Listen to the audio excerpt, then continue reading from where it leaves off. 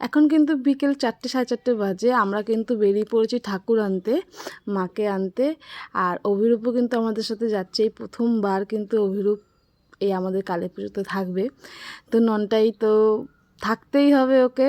আর অমাবস্যা পড়ে গেছিলো, কিন্তু মাকে আনতে যাচ্ছি, ভয় কিসের। তো আমরা কিন্তু ওকে নিয়ে গেছিলাম।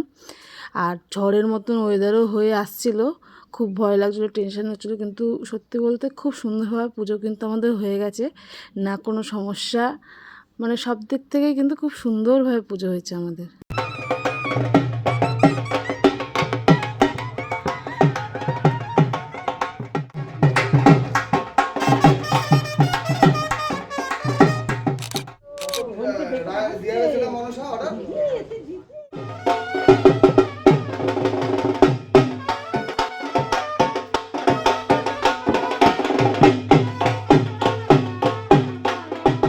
মা এবার চলে এসছে বাড়িতে, মাকে এবার বরণ করে নেব।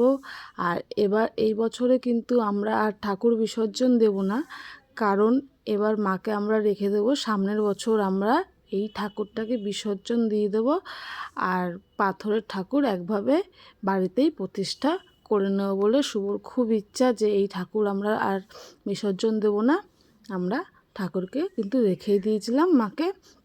আর তোমাদের সাথে একটা ঘটনা শেয়ার করছি, সেটা হচ্ছে আমি কিন্তু জাস্ট পুজোর 4-5 দিন আগেই একটা ঝুম ঝুম ঝুম ঝুম শব্দ বাড়িতে শুনতে পেয়েছিলাম। তো প্রথমবার একটু ভয় পেয়ে গেছিলাম, পরে যখন জিনিসটা নিয়ে ভাবলাম যে এ তো ঠাকুরই, এ তো মা, ভয় পাওয়ার কি আছে। তারপরে কিন্তু কোনো ভয় লাগেনি। অ্যাকচুয়ালি আমাদের ঘরে তো এসি লাগানো হয়নি, ঠাকুর ঘরে এসি লাগানো হয়েছে। তো আমরা কিন্তু রাত্রেবেলা করে কদিন আমরা এই ঠাকুর ঘরে শুচ্ছিলাম, তাতে কিন্তু আমার কোনো ভয়ই লাগেনি, যেহেতু মা আছে, ভয় কিসের, তাই না? তো বরণ করা হয়ে গেছে, সব নিয়ম আস্তে আস্তে কিন্তু আমি শিখে নিচ্ছি, ঠাকুরের সব নিয়ম। তো ঠাকুর কিন্তু নিয়ে যাওয়া ওপরে খুবই কষ্টের, কারণ 3 তলায় প্রায় তুলতে হবে। তো এর পরের বার যে মানে পাথরের ঠাকুরটা বানানো হবে, সেটা কিন্তু আর কোথাও সরানো হবে না, কারণ ওটা কিন্তু আরও ভারী। যেটা দিদিবাড়িতে তোমরা অবশ্যই দেখেছো কত সুন্দর ঠাকুর বানানো হয়েছে, এটা পাথরের। খুবই কষ্ট করে কিন্তু শুভ আর পলাশদা এই 3 তলায় আমাদের তুলেছে ঠাকুরটাকে। খুবই কষ্ট, বুঝতেই পারছো। আমাদের প্রায় 5 পোয়া ঠাকুর।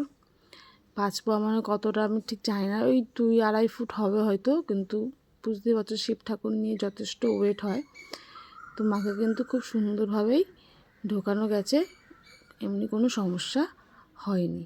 আর দেখো ঠাকুরের মুখটা কি সুন্দর, মানে কি মিষ্টি যে লাগছে। আর একদম বাস্তব, পুজো হয়ে যাওয়ার পরে ঠাকুরের যেন মুখটাই পাল্টে যায়, এটা আমি একদম লক্ষ্য করলাম এই বছরে খুব ভালোভাবে, যে একদম পাল্টে গেছে। একটুখানি রেডি হয়ে নিচ্ছি, মেকআপের মধ্যে কিন্তু শুধু পাউডার লাগাচ্ছি, আমি এখানে কোনো ফাউন্ডেশন ইউজ করব না। যদি মেকআপ আর্টিস্ট, বুঝতেই পারছো, হালকা আমরা যদি মেকআপ না করি তাহলে আমাদের মনে স্যাটিসফ্যাকশান আসে না।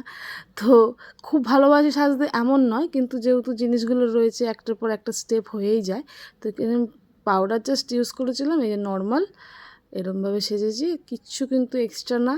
বাড়ির পুজো, এর থেকে বেশি কিছু করলে কিন্তু ভালো লাগবে না।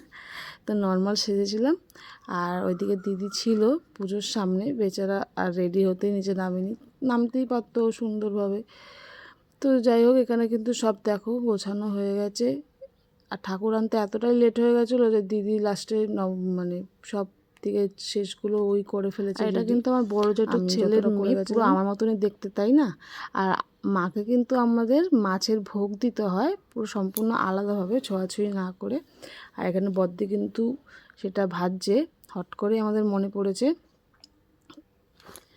আর এই যে একটা মাসি বাড়ি, কদিন আগেই তোমাদের ব্লগ ছাড়লাম, এনাদের বাড়িতে আমরা খেতে গেছি।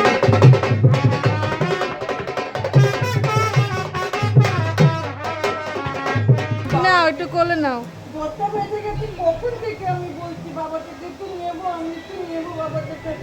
ঘুমাচ্ছিল বাবাটা আমার, ঘুমাচ্ছিল আমার বাবা, ঘুমাচ্ছিল।